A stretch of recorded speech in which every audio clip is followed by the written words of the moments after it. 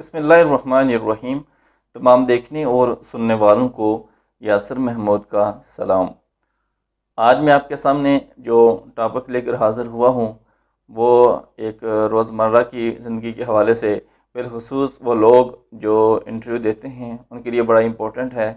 तो आज का जो टॉपिक है वो है कि एक इंटरव्यू कैसे दिया जाए, कौन कौन सी ऐसी टिप्स हैं जो हासिल की जा सकती हैं और उन पे अमल करके एक अच्छा इंटरव्यू दिया जा सकता है। तो आगे बढ़ने से पहले आपसे अर्ज़ करूँगा कि वीडियो आखिर तक ज़रूर देखिएगा। इंशाल्लाह आपको काफ़ी कुछ इस वीडियो में सीखने को मिलेगा। तो शुरू करने से पहले इंटरव्यू की थोड़ी सी अहमियत आपको बता दूं कि इंटरव्यू वो चीज़ है जिसमें इंसान अपनी एजुकेशन और अपने एक्सपीरियंस को अगर अच्छे तरीके से एक्सप्रेस कर सके इंटरव्यू लेने वाले के ऊपर, तो कामयाबी समेट लेता है। लेकिन अगर वो अच्छे तरीके से एक्सप्रेस ना कर सके, अपने आप को बयान ना कर सके, तो वही चीज़ उसके लिए नुकसानदेह साबित हो सकती है। तो आज वो चंद एक ऐसे टिप्स मैं अर्ज़ करता हूँ आपसे जिन पे अमल करके आप अपने एजुकेशन, अपनी एक्सपीरियंस के साथ साथ अपना एक इंटरव्यू भी बहुत अच्छा दे सकते हैं। तो सबसे पहले जो चीज़ आपने मद्देनज़र रखनी है वो है कि इंटरव्यू देने के लिए जब भी आप जाएं तो आप जो टाइम मुकर्रर हो उससे 10 से 15 मिनट पहले आप पहुंच जाएं। क्योंकि बाज़ का ऐसा होता है कि इंटरव्यू लेने वाले जो होते हैं वो पहले बैठे होते हैं, तो हो सकता है कि आपका जो पंक्चुअलिटी हो वो काउंट की जाए और आपके एक अच्छा इंप्रेशन उन लोगों के ऊपर पड़े। या फिर आप 10 से 15 मिनट पहले जाके आप वहाँ बैठ के इर्द गिर्द के हालात का जायज़ा भी ले सकें, माहौल का भी जायज़ा ले सकें और उस लिहाज से अपने आप को भी प्रिपेयर कर सकें। इसी तरह जो दूसरी चीज़ अपने इंटरव्यू के दौरान कुछ पहले उससे अपने अपने अंदर देखनी है वो ये है कि आपने जो इंटरव्यू देने वाला हो उसका नाम और उसके नाम के जो स्पेल हैं या उसकी प्रोनाउंसिएशन वो आपको अच्छे तरीके से आती हो। अगर आपको नाम पता नहीं है किसने इंटरव्यू देना है तो आपने फ्रंट ऑफिस से या रिसेप्शन से पूछ लेना है कि कौन सा है बंदा है जो इंटरव्यू ले रहा है। इसका फ़ायदा ये होगा कि बाद में इंटरव्यू दे लेने के बाद भी जब आप कॉल बैक करेंगे तो आप बता सकेंगे कि किसने आपका इंटरव्यू लिया था, तो आपके इंटरव्यू का क्या स्टेटस है, ये भी आपको फ़ायदा पहुँचेगा। इसी तरह जब आप इंटरव्यू देने के लिए जाएं तो जो क्वेश्चन आपने करने हैं वो आप लिख के अच्छे तरीके से तैयारी कर लें कि मैंने ये क्वेश्चन कैसे पूछने हैं, यानी एडवांस में वो लिख के तैयारी कर लें उन क्वेश्चंस की।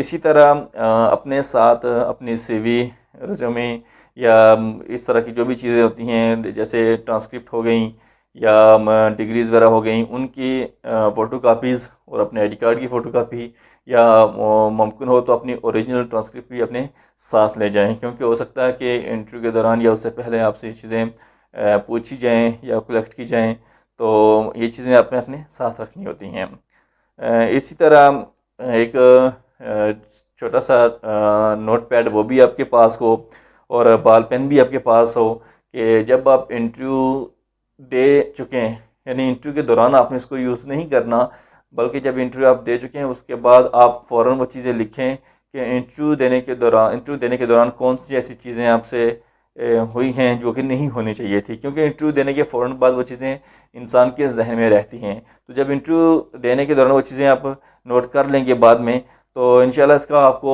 नेक्स्ट जब कहीं इंटरव्यू देंगे तो बड़ा फ़ायदा होगा। या कुछ ऐसे क्वेश्चन जो कि जिनकी आपकी तैयारी नहीं थी, तो आप समझते हैं कि इन फ्यूचर हम इनकी तैयारी कर सकते हैं या आप तैयारी कर सकते हैं, तो आप वो अपने पास नोट डाउन कर सकते हैं। इसी तरह जब आप इंटरव्यू देने के लिए दाखिल हों तो सबसे पहले आप क्या करें कि अगर मुमकिन हो तो परमिशन लें। अगर वहाँ का इन्वायरमेंट अगर नहीं है तो डायरेक्ट आप अंदर इंटर होने के बाद जब तक वो कहें ना तब तक आपने बैठना नहीं है। इसी तरह बैठने के बाद फिर आपने बड़े अच्छे तरीके से मुमकिन हो, अगर इस तरह का इन्वायरमेंट है तो आप हैंडशेक भी कर सकते हैं स्माइल देके और अच्छे तरीके से उनके साथ ग्रीटिंग करें। इसी तरह अपनी जो एक हम आहंगी है अपने इंटरव्यूअर के साथ, जो आपका इंटरव्यू ले रहा है उसके साथ बिल्डअप करने की कोशिश करें।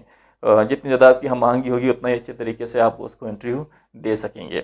इसी तरह अगर किसी बात पे आपको ड्यूरिंग इंटरव्यू ऐसी बात है कि जिस पे आपको शर्मिंदगी महसूस हो रही है, नर्वस हो रहे हैं आपको, तो आपने नर्वस उस टाइम पे नहीं होना है, बल्कि आपने आपको कॉन्फिडेंट रखना है और अपने आप को फोकस्ड बनाना है उसके बाद अपने, यानी अपने ये अपने आप के अंदर बावर करवाना है कि आपके अंदर कौन सी ऐसी खासियत है जिसको आप यूटिलाइज़ कर सकते हैं। उनको ये बता दें कि मेरे अंदर ये खासियत है जिसको मैं यूटिलाइज़ करके इन चीज़ों पे ओवरकम हो सकता हूँ। ये उसी सूरत में होता है जब आपने अपनी ज़ात के ऊपर काम किया होता है, आपको अपनी स्ट्रेंथ वीकनेसेस का पता होता है और आप अपने जो वीक जो स्ट्रॉन्ग एरिया होता है उसके ऊपर आपने काम किया होता है, अपनी स्ट्रेंथ के ऊपर काम किया होता है, अपनी स्किल्स के ऊपर काम किया होता है। तो ये चीज़ें होती हैं जो फ़ौरन नर्वस होने की सूरत में आप उस पर काबू पा लेते हैं।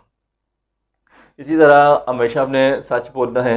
कोई भी ऐसी चीज़ कि जो आपके अंदर नहीं है वो नहीं बयान करनी, और या जो चीज़ है उसको इतना बढ़ा चढ़ा के बयान नहीं करना कि जो उस मेयार पे ना उतर सके।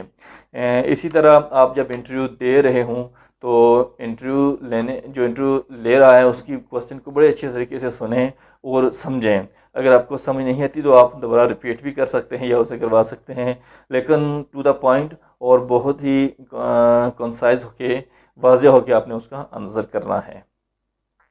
इसी तरह आपने जो भी कन्वर्सेशन करनी है वो बिल्कुल वाज़ेह करनी है, कहीं भी कोई बहाम नहीं छोड़ना। क्योंकि अगर आपने अपने आप को प्रॉपरली एक्सप्रेस कर लिया, गो कि आपकी इतनी अच्छी इंग्लिश नहीं है या ग्रामेटिकली आप ठीक नहीं प्रोनाउंसिएट कर रहे, चीज़ों को अच्छे तरीके से बयान नहीं कर रहे, लेकिन आपका कॉन्फिडेंस इतना अच्छा है कि आप अच्छे तरीके से उसको एक्सप्रेस कर रहे हैं या अपनी बात को बड़े अच्छे तरीके से समझा रहे हैं, तो ये भी बड़ा एक अच्छा इंप्रेशन छोड़ता है आगे वाले के ऊपर। इसी तरह कुछ इंटरव्यू ऐसे होते हैं जिनमें कुछ पर्सनल किस्म के क्वेश्चन भी किए जाते हैं, और जस्ट आपकी जो पर्सनैलिटी है उसको जज करने के लिए। तो इसके ऊपर आप सर्चिंग करें कि कौन से ऐसे पॉसिबल पर्सनल क्वेश्चन होते हैं जो वो पूछ सकते हैं और उनको अपने कैसे आंसर करना है, इसके ऊपर आप काम कर सकते हैं। लेकिन ये बहुत कम होता है, लेकिन जहाँ पर होता है उसके लिए आप अपने आप को अच्छे तरीके से इसकी तैयारी कर लें। इसी तरह आपने जो इंटरव्यू लेने वाला होता है उसके वेट करना है, उसकी तरफ से जो सैलरी है या बोनसेस वगैरह हैं या जो भी बेनिफिट्स हैं वो जब बता रहे हूँ तो उसका वेट करना है कि पहले वो बताएं। लाजमी नहीं कि आप फ़ौरन अपनी तरफ से वो चीज़ें पूछना शुरू कर दें, पहले वेट करें, जहाँ तक मुमकिन हो वेट करें और फिर उनको बयान करना दें वो चीज़ें। और एंड पे ये है कि कभी भी एक्सपेक्ट मत करेंगे फर्स्ट इंटरव्यू में ही आपकी जॉब हो जाएगी।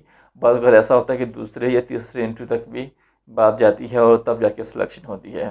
तो आप वेट कर लें, वीक टू वीक जितना भी वो आपको कहते हैं उतना वेट कर लें, और इतनी जल्दबाजी मत मचाएं जिससे आपका इंप्रेशन आगे वालों के ऊपर ख़राब हो जाए। इसी तरह जब भी इंटरव्यू दें तो पूरे पॉजिटिव रहें और पूरे पुरजोश तरीके से दें और आई कांटेक्ट मिला के दें और फुल कॉन्फिडेंस होकर वो इंटरव्यू दें। और आखिर में जब जाएं तो उनको थैंक यू लाजमी बोलें, थैंकफुल नोट अपना लाजमी छोड़े उनके ऊपर कि उन्होंने आपके लिए टाइम निकाला, आपको जॉब के लिए ऑफ़र किया, तो लाजमी उनका शुक्रिया अदा करें। तो ये आपका जो नेचर होगी ये बड़ा उनके ऊपर अच्छा असर डालेगी। इसी तरह अगर आप पहले से कोई जॉब कर रहे हों और आपको पता है कि कुछ रूल्स एंड रेगुलेशन होते हैं हर जॉब के अंदर छोड़ने से पहले, तो बाकायदा उनको ये भी बता दें कि अगर मैंने वो जॉब छोड़नी भी है तो बाकायदा उनका नोटिस पीरियड सर्व करके तो फिर मैं ये जॉब कंटिन्यू करूँगा अगर मुझे ऑफ़र की जाती है। तो इससे ये भी होता है कि जो इंटरव्यू लेने वाले होते हैं उनके ऊपर एक अच्छा इंप्रेशन पड़ता है कि आप कितने रूल्स एंड रेगुलेशन को फॉलो करने वाले हैं, अपनी इसकी पॉलिसीज़ को कितना फॉलो करने वाले हैं। तो उम्मीद है कि आज की ये वीडियो आपको बड़ा फ़ायदा देगी अपने कैरियर के अंदर। और इंटरव्यू के अलावा इंटरव्यू में आप देखें कि इसके अलावा और कौन सी चीज़ें होती हैं जो ऐड हो सकती हैं, वो भी आप सर्च करें नेट के ऊपर, वो भी अपने अंदर पैदा करें ताकि आप जहाँ भी इंटरव्यू लेने के लिए जाएं एक अच्छा और मुफीद इंटरव्यू हो जो आपके लिए एक बड़ा बेनिफिशियल साबित हो। उम्मीद करता हूँ कि ये वीडियो आपको ज़रूर हेल्प करेगी। अपनी दुआ में याद रखिएगा। अल्लाह ताला हम सबका हामी व नासिर हो। अल्लाह हाफिज़।